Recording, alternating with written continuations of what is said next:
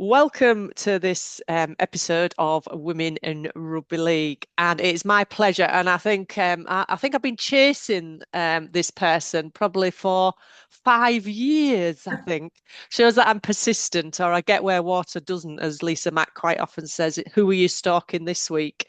So it's my absolute pleasure to welcome GB, one of our special GB and England internationals, dual internationals. There's only 12 of them, which is fabulous to be in that very unique group. And a player who comes from Wigan, so started off in Hindley, moved to Wakefield, which then become Featherstone, and then finally playing for Wigan. So played internationally at the highest level. We've just worked out it was 3 World Cups, which is pretty phenomenal. So welcome, Gemma. Thank you. Thank you for having me. Oh, my absolute pleasure. As I say, I've Sorry it been took so chasing you long. a good while.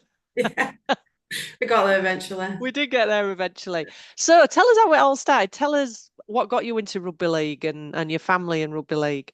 Yeah, so my dad obviously played professional rugby league, and being from Wigan, and obviously, growing up in the town, obviously Wigan rugby was, I think everybody who was from Wigan at the time, always from Wigan, you just grow up and you just automatically, it's kind of built into you that you will love rugby. And yeah, and that was for me with the family and stuff. It was always knowing obviously about my dad's professional career. He played for Wigan and played for Huddersfield as well.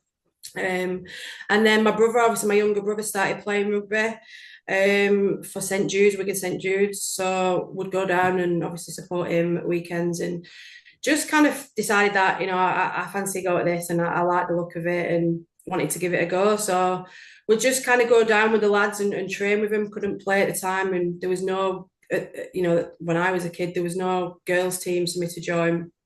So yeah, just trained with my brother's team.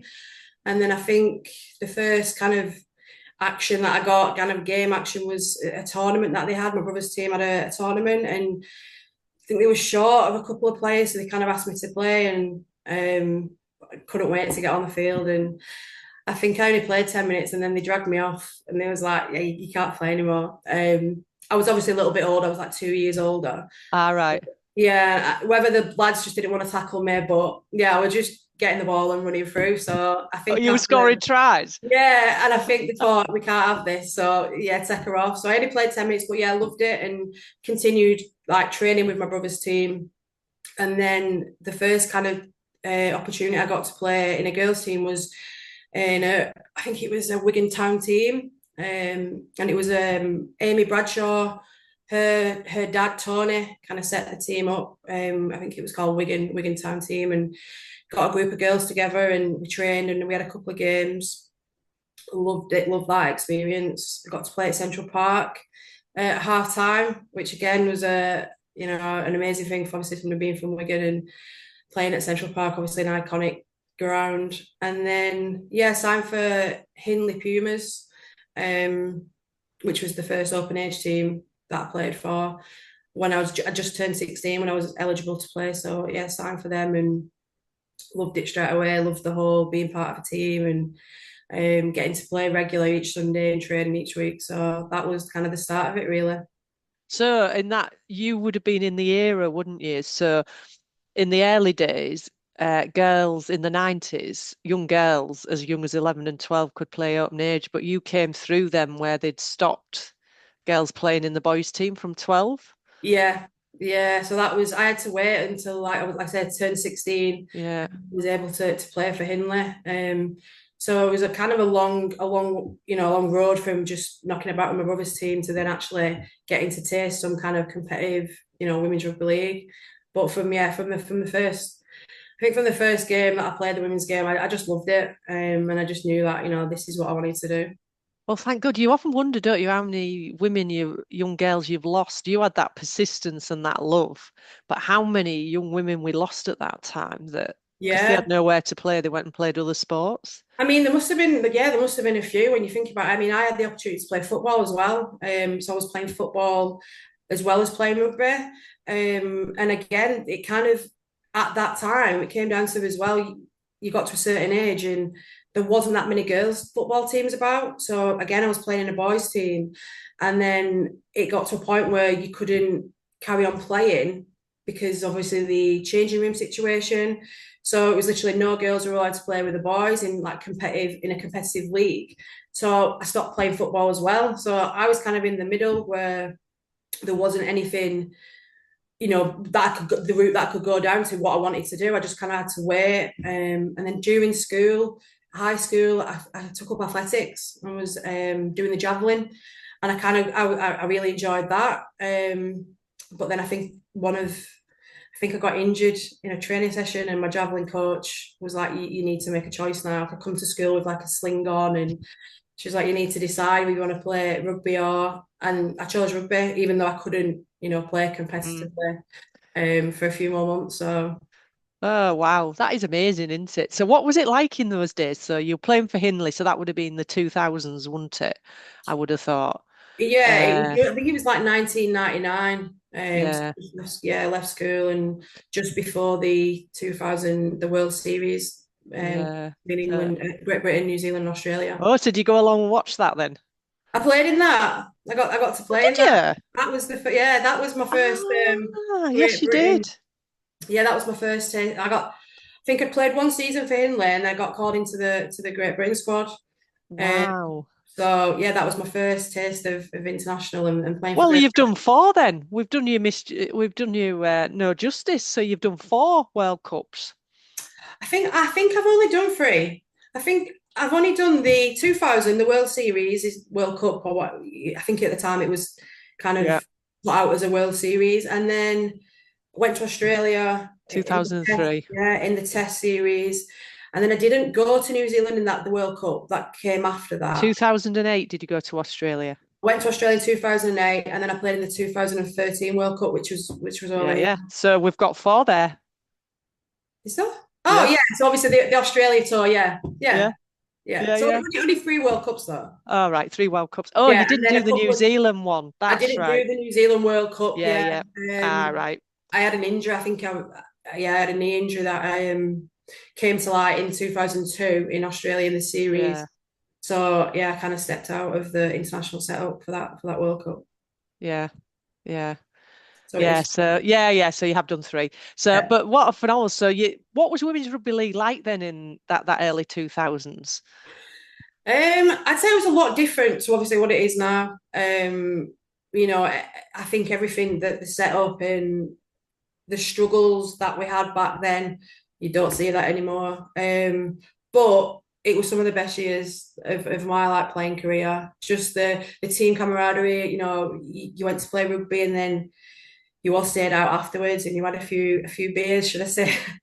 More than a um, few. yeah, more than a few. I mean, I was only 16 at the time, so I think I stuck to pop maybe.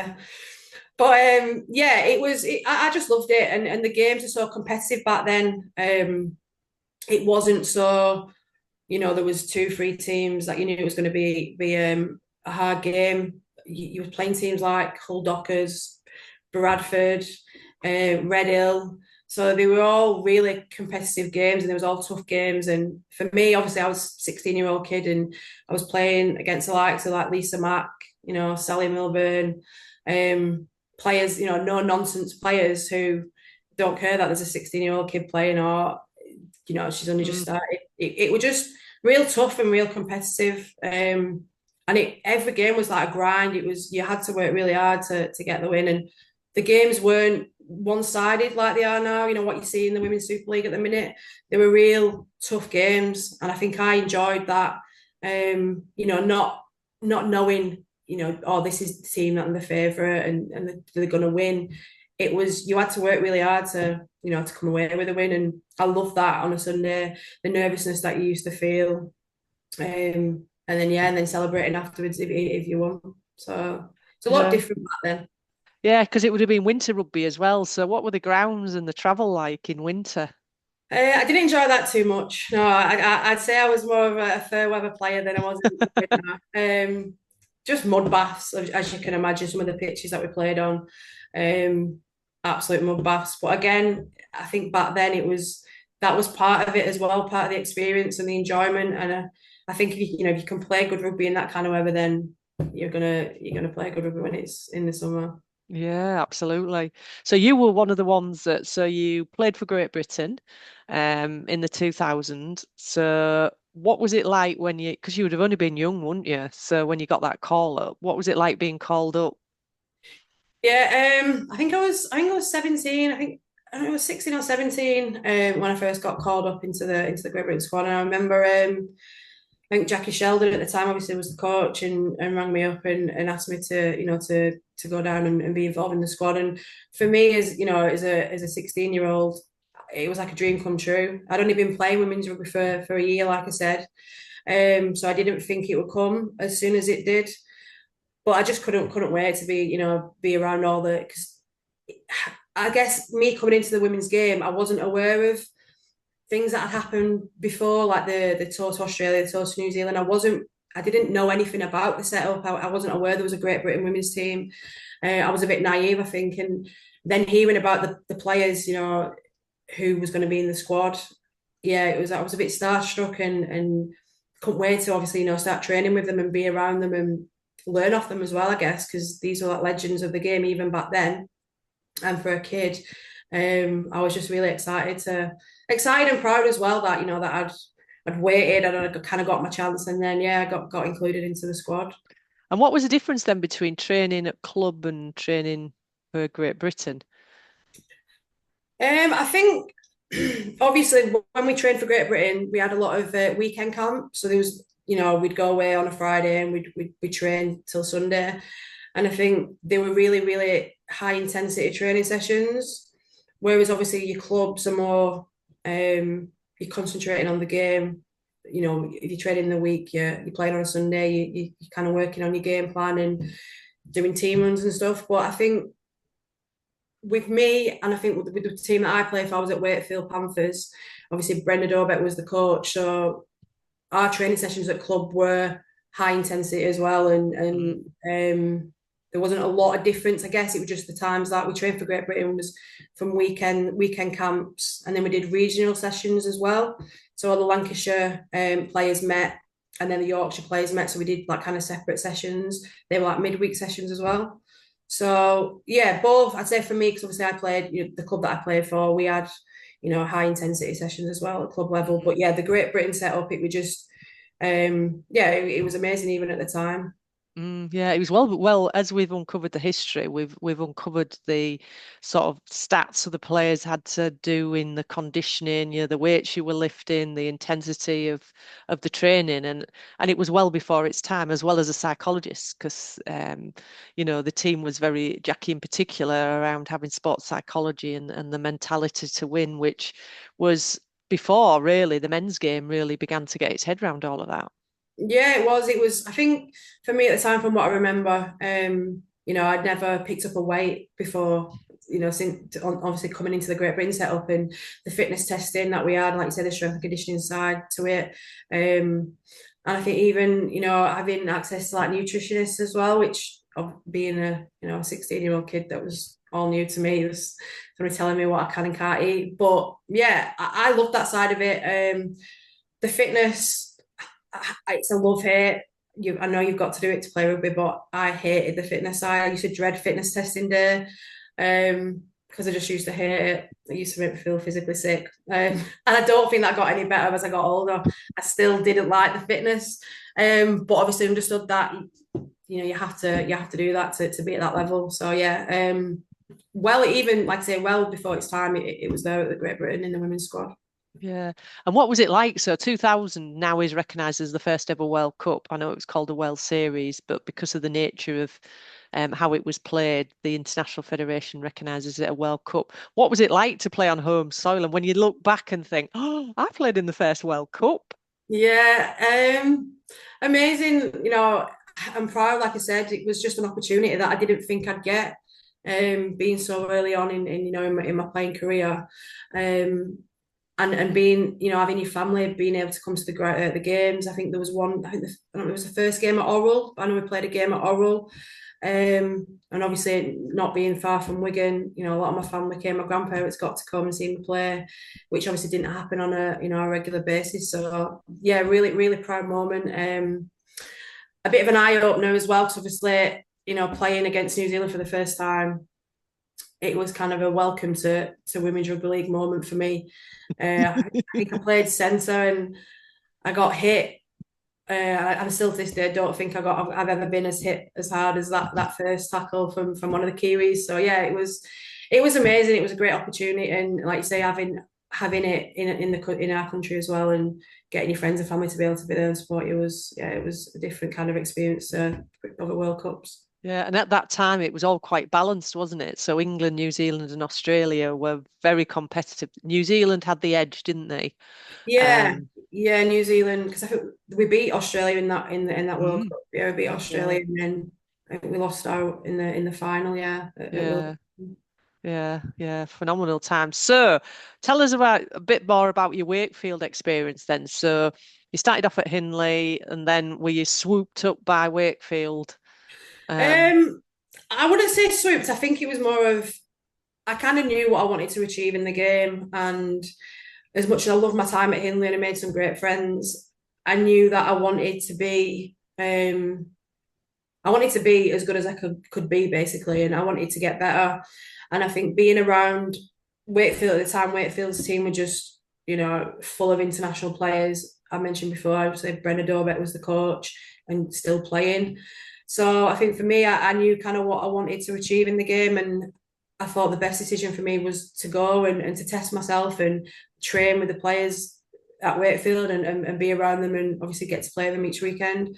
So yeah, I decided to make the switch to Wakefield, and it wasn't an easy switch because at the time I was still only young, I wasn't driving. I remember I was getting on a bus from my home to Wigan, then a train from Wigan to Manchester, train from Manchester to Wakefield, and then relying on Brenda or players to pick me up at Wakefield train station, take me to training, and then drop me off and do it all again.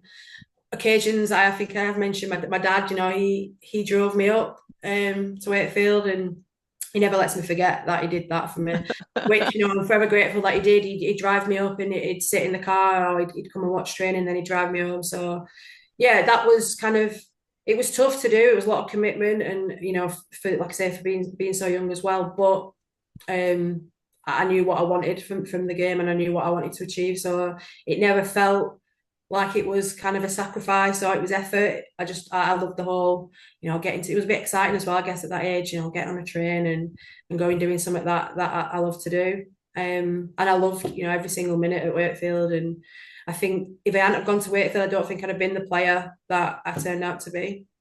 yeah, yeah. And what a commitment for so young. So you would have been about 18, 19 when you did that, wouldn't you? Yeah, so I think it must have been 17. Because I hadn't passed my test, and I think I started to drive when I was just after 18. So Mm, I think it was between 17 and 18 where I was doing that. And mm. then I only did that for maybe a season, and then I took the decision to move over to Wakefield, so I didn't have to keep doing the traveling and I could commit fully. So Mm. yeah, I left home at 18 and came living in Yorkshire, and yeah, it was like a second home really. And that's why you moved there, really, for the rugby then. Yeah, completely just that entirely for the rugby. I wouldn't have, obviously I don't think I would have moved and left Wigan if it hadn't have been for something that that I wanted to do. So came to Yorkshire and settled in Cass and loved it, and it's kind of been hard to keep me away. I've gone back to Wigan a few times, but back now, and I feel like an honorary Yorkshireman really. You saw the Still, light. still a Wiganer, but You saw the light, and now you're in Yorkshire. yeah, yeah. Yeah. So it was, that was a big commitment, wasn't it? And not, can't see many players of that time actually doing that level of commitment to, actually moving for the because you weren't paid. No.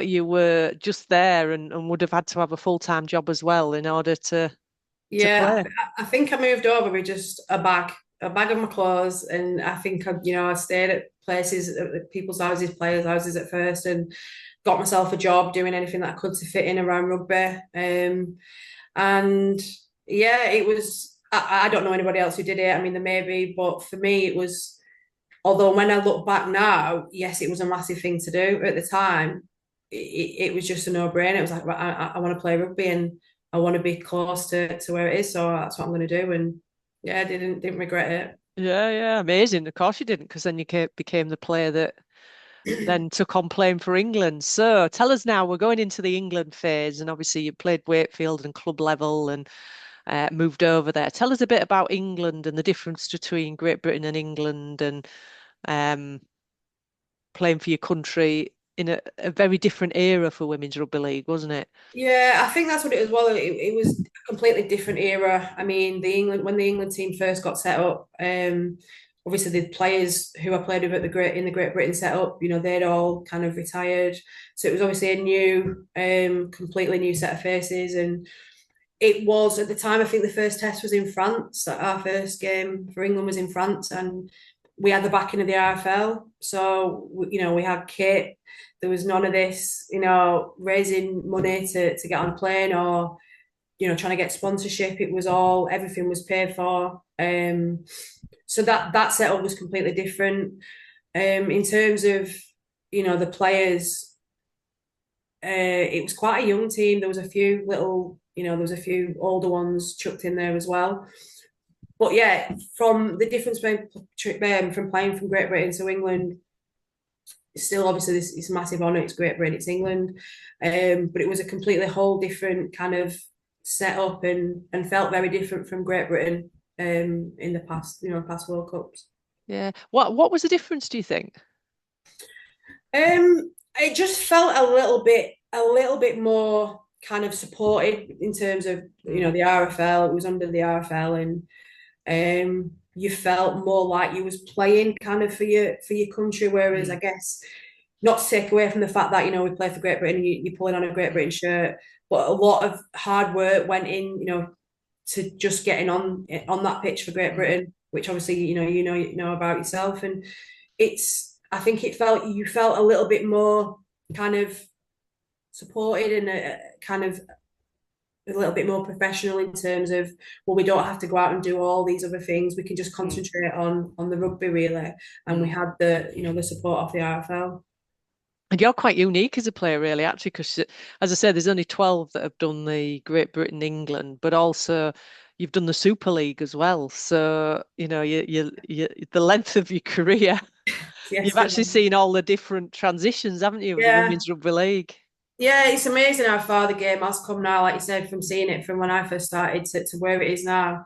And even when I retired, 5 years ago, after playing for Wigan, it has come on, leaps and bounds, and it's much so much more supported now, and people are so much more aware of the fact that women play rugby and there's an actual league, and it's televised. It's where it is now is amazing, and sometimes I sit and wish I was 20 years younger, just coming into rugby now, because it's the opportunities that the girls have got these days. It's something that we could have only dreamed of when we were, starting out. Yeah. So what was it like, that switch then? So you were playing for Wakefield, and then when the Super League came in 2017, you made that switch. So what was that like? And how proud were your family? Yeah, my family was, over the moon. And I think once I realised I'd made the decision to retire, and I'd retired from, playing for Featherstone, because obviously Wakefield went to Featherstone. We became Featherstone Rovers.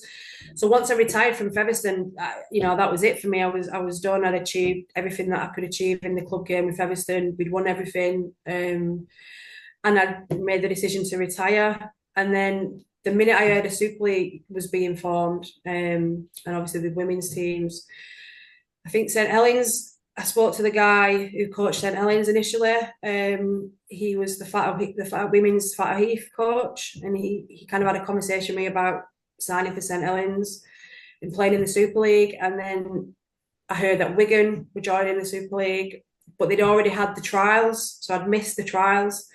So I got in touch with the head coach, Amanda Wilkinson, and kind of said, I'd love to be able to come down, and if there's a way of, coming to the second trials, and yeah, she invited me down, and from the minute, from the minute I got there, I just loved it and just felt really, really kind of happy that this opportunity, it has come now and haven't missed it. And even though I'm, older and in the later stages of my career, that I get to say that, I can play for Wigan Warriors, which as a kid I never ever would have dreamed of.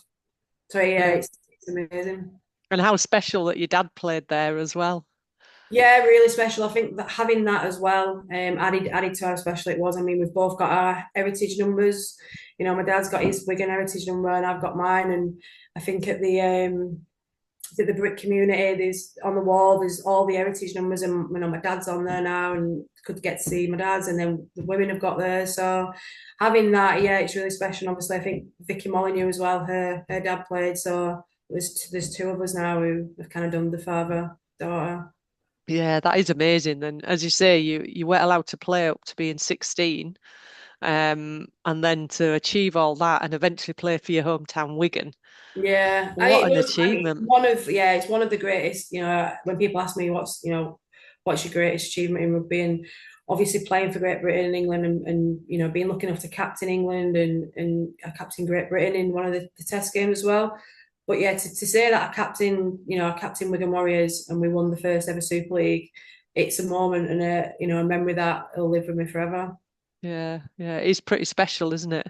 Yeah, it really is. What, like you say, when you think about the career, that years ago and not being able to play and waiting so long, and then it kind of coming full circle, and I'm back at Wigan, and I get to kind of finish my career really, which is which I did at Wigan. Yeah, it's just like I say, a dream come true and a real special kind of moment for me and my family as well. Yeah, and you had a phenomenal international career as well. So, um, as we say, now we've got around to it, you did three World Cups. So, the first one was sort of 2008, wasn't it, in Australia, and then the 2013 Festival of World Cups. That again, another um, home fixture. So, tell us a bit more about your sort of international.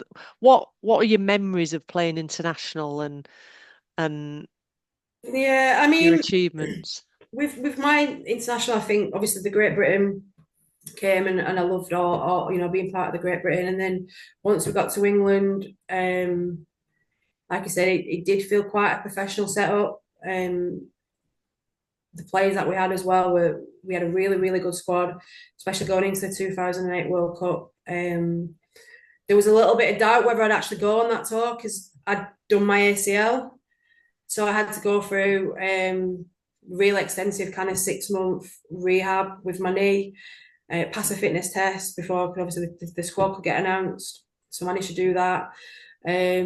Worked really hard actually for them 6 months to try and get the knee right, and thankfully it did. I went to Australia, and the schedule in Australia was ridiculous. I think we played 5 games in 8 days. The Mm. schedule was obviously none of us had played. None of the players had played in that kind of short amount of time and so many games as well, and in the heat as well. And a lot of our games were scheduled for midday where the sun was at its hottest, which I'm sure wasn't intentional, but yeah, it was tough. The schedule was really tough, but we had a really really good squad, and I think everybody believed that we could go there and we could actually turn over the Aussies and the Kiwis, and unfortunately we came up a little bit short. And I don't think it was lack of not being prepared or the squad not being at its peak fitness. I just think we was unlucky. Some of the decisions in them 2 games against the Kiwis and the Aussies didn't go our way, and they were really close games as well. So yeah, it was disappointing, but as a whole, the experience of being over there in Australia and getting kind of recognised as well. The game was a lot bigger in Australia for the women than it was in this country, so we did get kind of recognised. There was more press out there, so you felt a little bit more like this is kind of what it's all about. Mm. But results wise, yeah, disappointing, but I still think we were just a little bit unlucky. I don't think it was anything to do with the quality of the squad or how well prepared we was. I just think a couple of things didn't go our way, and really disappointing to not to be able to get one over on the Kiwis or the Aussies. Yeah. It was it because it was out on the Sunshine Coast, wasn't it? It was, yeah, beautiful. Yeah, Yeah. yeah. So then we had another home fixture 2013, and you captained your team as well, didn't you? You captained England. I captained England in the 2008 World Cup, yeah. 2013, I wasn't captain for that one. But yeah, in the 2008, I was captain, yeah. Yeah. So what was it like doing another home fixture in 13? Very Yeah, different weather because I think very, very, 2000 was a bit wet, wasn't it? yes, it was, yeah. So it was, we played it over summer, so which obviously was better for us with it being dry, and the weather was a lot nicer than the first World Cup. And again, having your friends and family being able to be the support, having home support, which apart from the first World Cup, obviously in 2000, we hadn't had. And the crowds were amazing. I think I always remember the game at Fev Rovers, and we played New Zealand, and it was a really, really close game. I remember walking off the field at half time, and the crowd, I'm not sure how many was there, but it felt like it was packed. And it was amazing just to hear all the support. And I think it does, it makes a big difference when you play at home, having that support, having your friends, your family there. And again, I think we was unlucky. Probably came up a little bit too short in certain areas, but definitely, competed with them. And I didn't think at that time in 2013, I didn't think we was that far off them. And I did believe that for me personally, I thought that was our best opportunity to beat the Aussies and the Kiwis. Yeah. I think you're right. I think you're right on sort of home soil, and I was running the Festival of World Cups at that time, and that had struggled to get financial support and recognition for the festival, but that game turned. Yeah, People came to watch it, and that particular game you've just mentioned turned the people went, no, you were right, Julia, all along. This is a good thing to do, and yeah. it then progressed. In my thoughts to where eventually men and women started doing double headers, and now we're looking at standalone World Cups, which is fabulous, isn't it? It is, yeah. It's amazing, and if there's ever going to be a game that could, have that kind of impact, it was that game because it Yeah, had everything. It was real tough. It was yeah, close, yeah, and the support was amazing. It's kind of a memory that will last for will stay with me. yeah. So when you look back at your career and everything that you've been through. What's your fondest memories, do you think? Ooh. Um, I think club wise, I mean, there's so many to choose from, especially with the amount of trophies that we won at Featherstone, Wakefield, because we won everything in the game. We took the Challenge Cup, the league. But then I think for me, just because of how much it meant to me, and where I'm from, and I think being able to finish my career at Wigan and at Wigan Warriors and winning the Super League, which when I came out of retirement and wanted to play for Wigan, I never in my wildest dreams would have thought we would have gone on and won the Super League, because the team that we had at Wigan was very much an inexperienced team. There was we had a few experienced players in there, but it was generally a lot of inexperienced players that hadn't really played the game before, come from different sports. And realistically speaking, I didn't think we would at the beginning of the season. I didn't think we would have, the opportunity to kind of compete against the teams with the England players thrown in there, like St Helens, Leeds, Castleford. After a few games, I think I kind of did think, we have got a shot here. Everything just clicked, and I think taking that team all the way to the grand final in our first year and winning it against Leeds, who'd already won, I think, the Challenge Cup and the league leaders. I think that memory and that grand final day will stay with me forever, and be kind of one of the proudest moments of my life, really. Just because of everybody wrote us off, nobody gave us a chance. We was kind of the unknown, and we didn't have England players in our. I think we had maybe one or two England players in the Wigan team, and all the other players were stacked. Like I said, St Helens, Leeds, Castleford, and we just went on and won it, and it was an amazing day. I didn't get to enjoy it because I was really poorly, so I should have been played in that game. I was in bed all week before the grand final. Couldn't train. I think on the Thursday night we had training, the last training session. Couldn't train. Got up on the Saturday morning still really, really poorly, and somehow went to the game, managed to get through it, and then we went to watch the men. The Wigan were playing in the grand final at Old Trafford, and I had to leave at half time to go to bed. So I missed out on all the party afterwards. Oh no. Missed out on our annual kind of, end of season trip to Dublin. Couldn't go on that. So, but it was worth it. We got the win. So Yeah, what great memories. And what would you be? So when you sort of, I mean, you're five, we worked out you're about 5 years retired now, aren't you? yeah, Um, what do you think now about the game, and what would you say to a young sort of up and coming player about the opportunities, and what would your advice be? yeah. I mean, obviously the game is at the minute it's way ahead of where it was when I first started. The opportunities that the girls get now, it's amazing. The support, the backing from the clubs. You do actually look at it and think, these are, teams that are really kind of a part of them clubs and not just there to tick a box. It's Mm. clubs are really investing into the women now, and you can see that. Um, it's the game has grown obviously massively to where it is with the fact that it's on Sky now, it's on the BBC. The Challenge Cup's played at Wembley, which is unbelievable. I don't think any women's player, from the past would have thought we'd get a game, the Challenge Cup at Wembley. I mean, all our Challenge Cups are played, I think, at like Dewsbury or Fev. So yeah, to where it is now, it's huge. And I just think, if you're a young player and you love the game, I think the only advice you can really give is just go for it, just get involved, go down, and work hard. And if you've got a dream, just keep going, don't stop until you get there. Because I know it's really cliche, but dreams can come true. And for players now that are playing, I'm sure a lot of them would say, it's a dream come true to play at Wembley. It's a dream come true to pull on an England shirt. If you want it enough, I suppose you can achieve anything. The world's your oyster. Gemma, thank you. It's been an absolute pleasure, and you have a phenomenal career. And you have one that spans those decades that just sees the progression of the game. So you can really talk it, which is really important people to hear, where it's come from and where it's come to now. It's been an absolute pleasure. Thank you so much. Thank you, Julia.